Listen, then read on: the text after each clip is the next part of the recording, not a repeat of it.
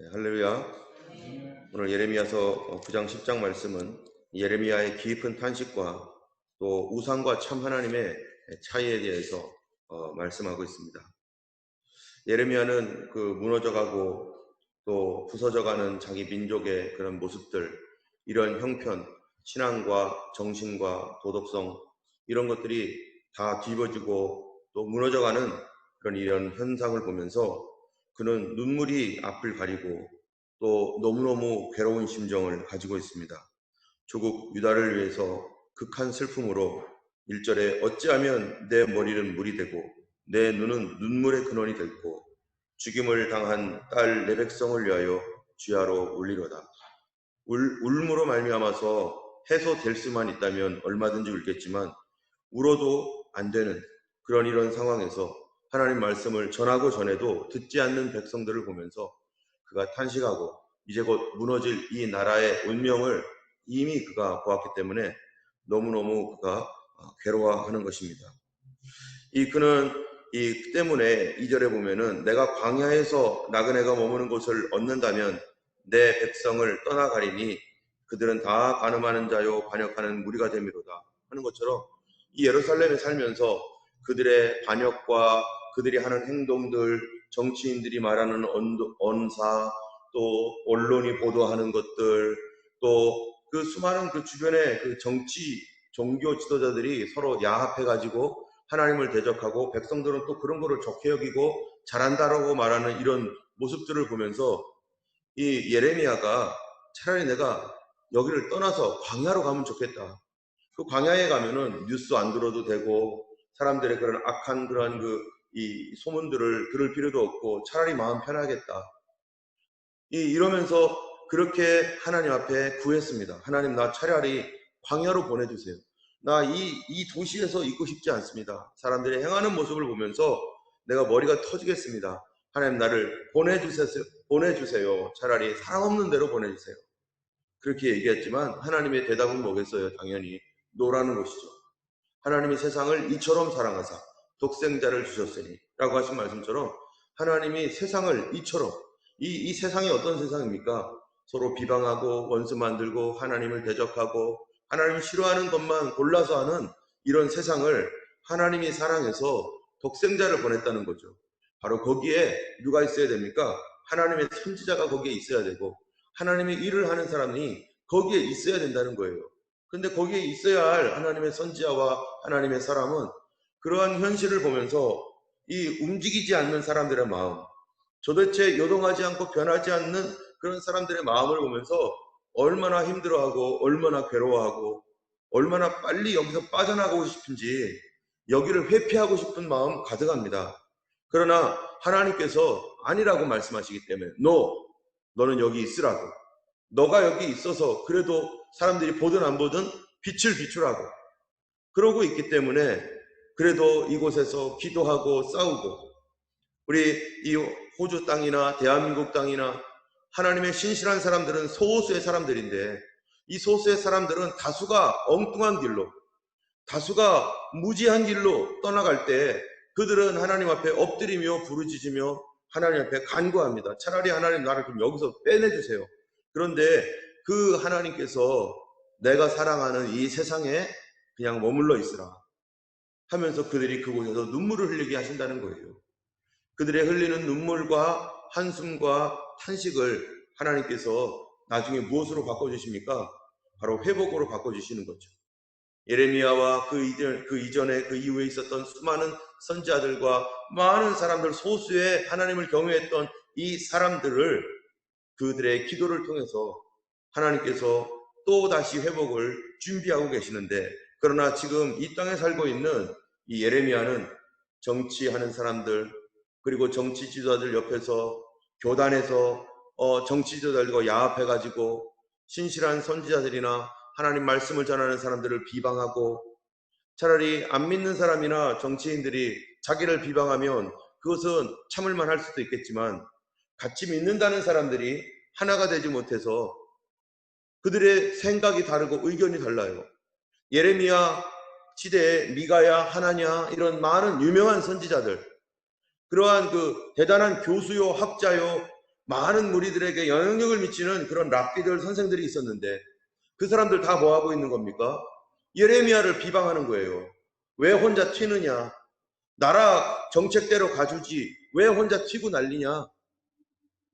예레미야가 이런 수많은 비방을 들으면서 나중에는 감옥에도 갇히고 나중에는 또 구덩이에도 들어가고 그러면서 울며 그 나라의 마지막을 그가 목도하게 되고 마지막에는 시드기야 왕이 와가지고 어떻게 하면 살겠느냐고 결국 예레미야 앞에 그 말이 옳고 자기 주변에 있는 모든 거짓 선지자들 자기 말 들어줬던 그런 목회자들 다 거짓이었다는 걸 알고서 예레미야에게 왔지만 이미 그때는 너무나 늦었고 그리고 그 자신도 예레미야가 해줬던 말을 따르지 않으므로 눈이 뽑히고 자기 앞에서 자기 자식들이 죽는 꼴을 당하게 되는 것이었습니다. 하나님의 말씀을 전했던 선지자들의 말을 듣지 아니하고 이렇게 하나님을 계속해서 반역하고 대적했을 때 바로 이스라엘의 유다의 운명이라는 것이 이렇게 되는 거죠. 근데 왜 이런 곳까지 가는가? 바로 3절에 보면은 여호와의 말씀이라 그들이 활을 당긴 같이 그들의 혀를 놀려 거짓을 말하며 그들이 이 땅에서 강성하나 진실하지 아니하고 악에서 악으로 진행하며 또 나를 알지 못하느니라. 여러분, 이 사람들이 이 죄의 구렁텅이 서로 속이고 이러한 그 거짓말을 하고 하는 이런 구렁텅이에서 불신앙에서 나오지 못하는 이유, 그 이유가 뭐냐? 하나님을 모르기 때문이라는 거예요. 하나님이 도대체 어떤 분인지를 그들이 알지 못하기 때문에 알려고 하지도 않고 알 필요도 없겠죠. 24절을 보면요. 9장 24절 이렇게 말합니다. 하나님이 누구인지 23절 24절 여호와께서 이와 같이 말씀하시되 지혜로운 자는 그의 지혜를 자랑하지 말라. 용사는 그의 용맹을 자랑하지 말라. 부자는 그의 부함을 자랑하지 말라. 자랑하는 자는 이것으로 자랑할지니 곧 명철하여 뭐예요? 나를 아는 것과 그 하나님이 누굽니까? 여호와는 사랑과 정의와 공의를 땅에 행하는 자인 줄 깨닫는 것이라. 나는 이 일을 기뻐하노라. 하나님께서 누구이신지 아는가? 이스라엘이 하나님이 누구인 줄 아는가? 하나님은 사랑과 공의와 정의를 이 땅에 베푸시는 하나님. 하나님은 진리의 하나님. 하나님은 거짓말하지 않는 하나님. 하나님은 신실하신 하나님이신데 그들이 믿는 하나님은 다른 하나님이었다는 거예요. 그들은 거짓말을 해도 슬쩍슬쩍 넘어가고 형식적으로 해도 우상처럼 그냥 대충 하고 그래도 괜찮다라고 생각하고 하나님을 믿고 있는. 그러니까 하나님이 기뻐하는 일을 하지 않고 하나님이 누구인 줄 모르고 하나님이 뭐를 좋아하는지 뭐를 싫어하는지 모르니까 어떻게 되는 거예요? 그들은 하나님이 싫은 거죠. 하나님도 그들이 떠나가는 것을 어쩔 수 없이 봐야 돼요. 거리가 멀어질 수밖에 없습니다. 제가 예전에 신대원에 다닐 때 아주 친한 친구가 있었어요. 우리가 한 3명이서 늘 같이 다니고 4명이서 이렇게 같이 다녔는데 그 중에 한 친구 전사님이죠. 한 친구 전사님이 자꾸 저하고 이렇게 만나면은 이 별로 좋지 않은 음란한 말을 하거나 이런 말을 하는 거예요. 저는 너무너무 불편해. 그런 얘기를 들었을 때 깜짝 놀랐고 너무너무 불편한 말이에요. 그래가지고 한두 번 하면은 모르겠는데 자꾸 그런 얘기를 반복하니까 내가 그 친구가 내가 누군지를 몰랐을지도 모르죠. 내가 얼마나 싫어하는 그런 말들을 너무너무 싫어하고 내 안에 있는 성령께서 그런 것을 듣기를 원하지 않는데 자기들은 그냥 쉽게 툭툭 뱉고 지금 그래서 안 되겠다 해가지고 예전에는 매일마다 거기 가가지고 기숙사에 가가지고 서로 얘기하고 같이 하다가 나중에는 점점 멀어지고 아예 떨어져 나가고 아예 끊어버렸어요. 누구인지를 우리가 사람들도 서로 사귀면서 저 사람이 어떠한 사람인 줄 모를 때 나와 같겠지 하고서 그렇게 막 대하면은요 서로 저 사람이 그런 것들을 싫어하면은 멀어질 수밖에 없어요. 싫어하는 거는 알고서 이런 것들은 싫어하는 거구나. 이런 거는 하지 말아야겠구나. 이 사람과 좋은 관계를 가지려면은 내가 고쳐야지. 내가 저 사람이 싫어하는 거에 대하여 나는 하지 말아야지. 이게 관계를 이어가는 중요한 결정인데 저 사람이 싫어하건 말건 나는 내 할 것만 하겠다. 나는 내 할 대로 이게 내가 맞다고 생각하니까 그렇게 하겠죠. 그런데 그건 어리석은 것입니다. 사람을 잃어버리는 것이고 관계를 끊는 것이고 이거를 하나님 앞에 한다고 해보세요. 하나님이 뭐를 싫어하는지를 알지도 못해요. 하나님은 사랑과 공의와 정의를 이 땅에 행하는 하나님인데 하나님은 헌금 많이 드리고 하나님은 열심히 봉사만 하면은 내가 잘못하고 잘하고 이거 상관없이 그냥 넘어가 주시는 하나님이라고 생각하면은 그 사람 뭐 하겠어요? 겉으로는 엄청나게 열심히 뭔가를 하는데 하나님 앞에서의 뭐가 없어요? 심정, 스피릿은 없기 때문에 그가 하는 모든 일은 그가 하면 할수록 하나님 앞에서 더 하나님을 멀어지게 만드는 그런 일이 되는 거죠. 때문에 우리는 내가 하나님을 누구로 알고 있느냐, 나는 하나님을 어떤 하나님으로 알고 있느냐에 따라서 내 삶이 바뀝니다. 그래도 괜찮은 하나님이라고 생각하고 그래도 천국 가게 하시는 하나님이라고 생각한다면 하나님께서 뭐라고 말씀하시겠어요? 이 이스라엘 백성들이 이렇게 하나님 앞에서 불순종하고 하나님이 누구인지 하나님이 어떠한 분인지를 알지 못하고 계속해서 그 길로 계속해서 전진해 나갈 때 하나님은 그들에게 환난으로 고통으로 그들을 연단하시겠다. 왜요? 그들을 버리지 않을 거니까. 그들을 버리지 않을 거기 때문에 그들을 연단하신다는 겁니다. 만약에 그들을 버리면 연단 안 하죠. 뭐할로 연단해요? 힘들게. 여러분 그래도 이 사람 간에 서로 정이 있고 그래도 서로 어떻게든지 잘해보고자 할 때 그럴 때 뭐가 있습니까? 그럴 때 슬퍼하죠. 그럴 때 괴로워하고 그럴 때 화도 내요. 그런데 이제는 끊었어. 이제는 다 끝났어 하면요. 화도 안 나요. 슬퍼하지도 않아요. 괴로워할 필요도 없어요. 하나님께서 이스라엘에 대하여 지금도 계속해서 통곡하며 괴로워하며 아파하며 또 이 선지자들을 보내며 이렇게 계속해서 할 때는 이스라엘을 버리지 않겠다는 것이고 이스라엘을 어떻게든지 다시 돌아와서 하나님 앞에 다시 바르게 세우려고 하는 하나님의 이 열심, 그 열심이 하나님으로 하여금 슬픔도 갖게 하고 괴로움도 갖게 하고 하나님이 이럴 줄 몰랐을까요? 알았죠. 우리가 이전에도 얘기했던 건 신명기서에 벌써 모세시 때 다 얘기했어요. 너희들 하나님 배반하고 떠나갈 거야. 너희들 속에는 배반하는 영이 있어. 그래서 너희들이 나를 떠나가게 될 거야.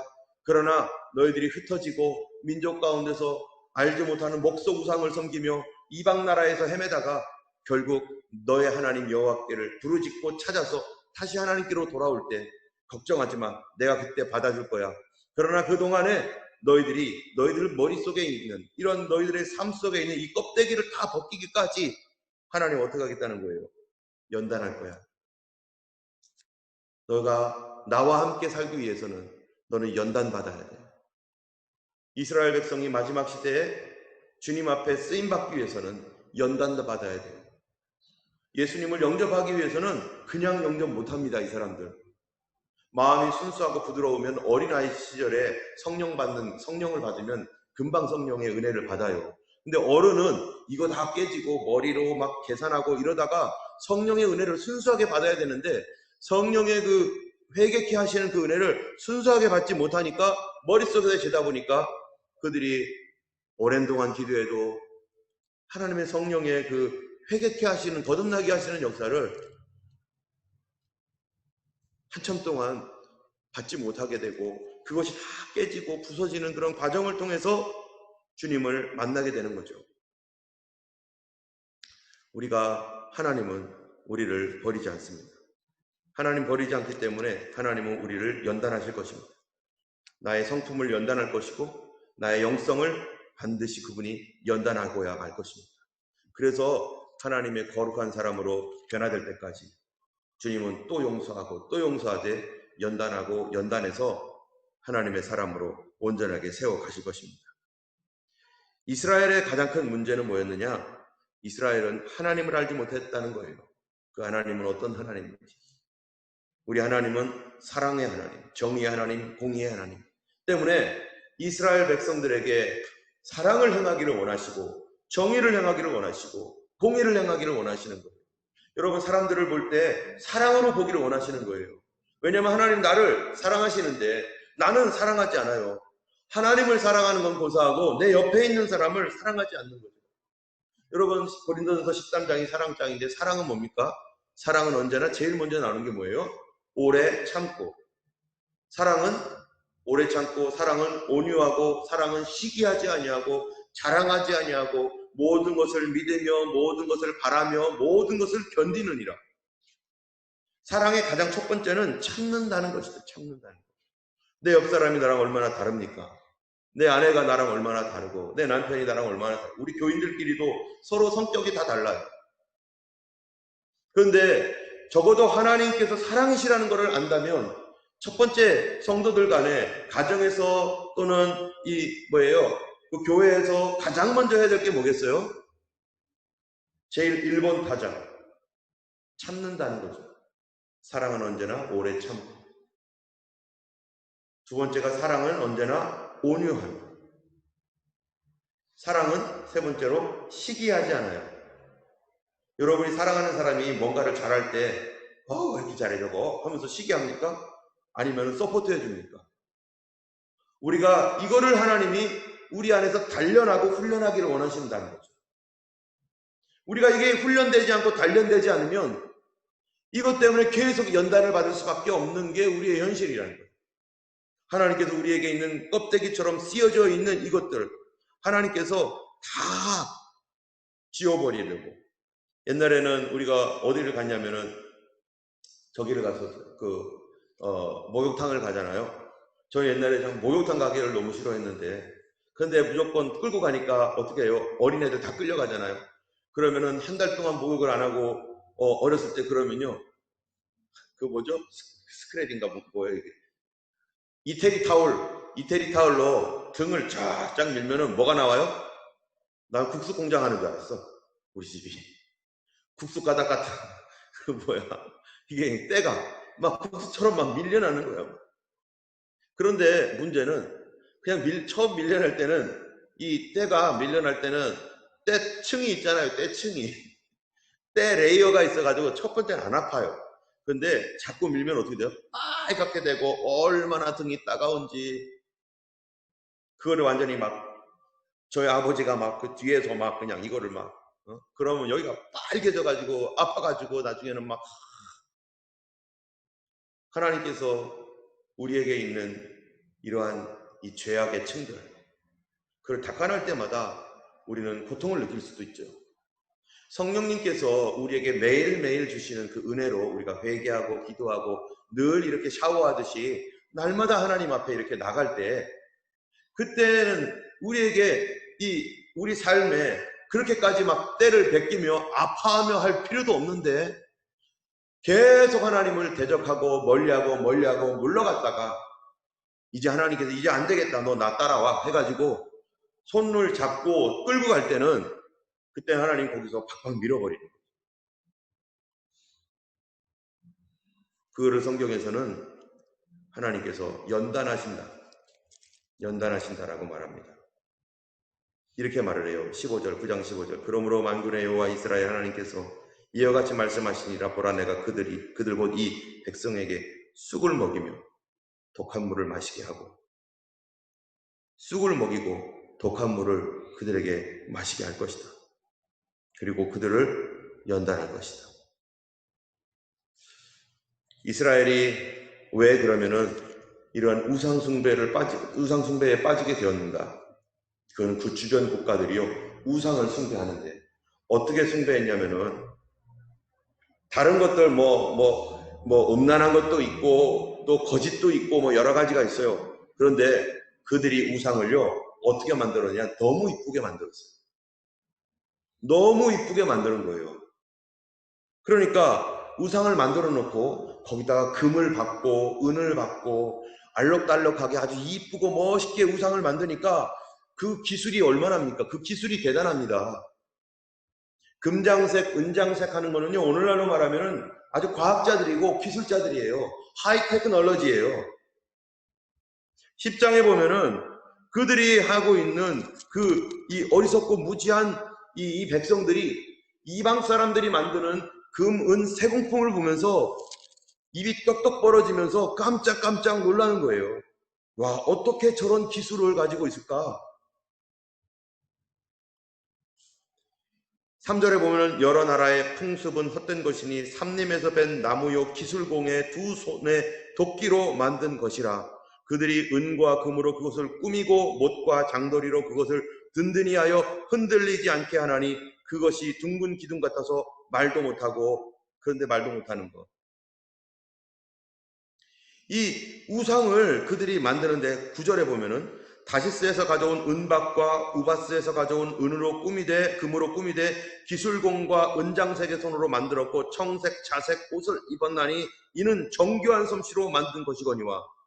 이 사람들이요, 이 우상을 만들 때 이 은을 은장색 금장색 이거를 하려면 그만한 기술이 있어야 될 거 아니겠어요? 그만한 과학적 기술이 있어야 되는 거죠. 숙련된 기술이 있어야 되는, 이게 정교한 솜씨로 만들었다. 이 정밀기계처럼 만들었다는 거죠.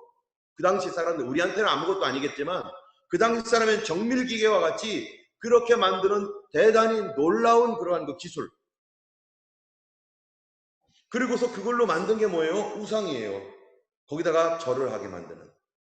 오늘날 어떻겠습니까? 오늘날 이 땅에 있는 수많은 테크놀로지가 얼마나 높습니까? 그 중에 가장 꼭대기에 있는 게 뭐예요? AI. 이 인공지능이라는 거죠. 인공지능 가지고 뭐 하겠다는 거죠? 지금 빅데이터 만들어서 세상을 통제하고, 이 빅데이터를 통해서 사람들이 심지어는 인공지능으로 점도 보더라고요. 그 점집에 가면은 사람이 하는 게 아니라 인공지능이 그동안의 수많은 역술책이나 이런 것들을 다 섭렵해가지고 그 점 봐요. 그런데 요한계시록 13장에 가면은 바로 우상을 만들었는데 이 우상에게 뭐를 줘요? 말하도록 한다는 거죠. 사람들이 자기들이 만들었어요. 자기들이 우상을 만들어 놓고 그 우상을 말하게 한다는 거예요. 아마 우리는 지금 그거 인공지능이야, 컴퓨터 능력이야 이러겠지만 옛날 사람들이 그걸 보면은 깜짝 놀랄 거예요. 얼마 전에 어느 집에 갔는데 밥을 이렇게 하시나 보더라고요. 밥을 하는데 갑자기 그 전기밥솥에서 뭐라고 말을 하는 거예요. 밥이 다 되었습니다. 저어주세요. 뭐 이런 얘기를 하는 거예요. 만약 이거를 옛날 사람들이 세종대왕이 봤으면 깜짝 놀랄 거예요. 세상에 이게 어떻게 된 거냐? 이 속에 사람이 들어가 있느냐? 우리는 당연히 컴퓨터가 하는 거지만. 그런데 이러한 테크놀로지를 가지고 결국 마지막 시대에 하는 게 뭡니까? 우상을 만들어서 우상으로 말하게 한다는 겁니다. 이게 예레미야 당시에도 그들의 가장 정교한 기술, 우상을 만드는 가장 정교한 기술을 가지고 그걸 아름답게 만들어 놓고 사람에게 절하게 만든 것처럼 이제 마지막 시대에도 요한계시록 13장 말씀대로 우상을 만들어 놓고, 어떤 우상이겠어요? 바로 바다에서 올라온 짐승의 우상, 거짓 우상, 어떤 적그리스도의 우상을 하나 만들어 놓고 거기에다가 말하게 하는 기술을 집어넣어서 사람들로 하여금 그 앞에 경배하지 않으면 누구든지 죽이는. 결국 성경에서 뭐라고 말하는가? 9절, 이 예레미야 10장 9절 10절을 비교하고 있습니다. 다시스에서 가져온 은박과 우바스에서 가져온 음으로 꾸미되 기술공과 은장색의 손으로 만들었고 청색 자색 옷을 입었나니 이는 정교한 솜씨로 만든 것이거니와 오직 여호와는 참 하나님이시요 살아계신 하나님이시요 영원한 왕이시라. 그 진노하심이 땅에 진동하며 그 분노하심을 이방이 능히 당하지 못하느니라. 너희는 이같이 그들에게 이르기를 천지를 짓지 아니한 신들은 땅 위에서 이 하늘 아래서 망하리라 하라. 이 땅에 아무런 어떤 테크놀로지가 있어도 그 안에 영이 없습니다. 말하는 것 같아도 그 안에 영이 없습니다. 하나님께서 전원을 꺼버리면 그 모든 것은 망하게 되어 있는 거죠.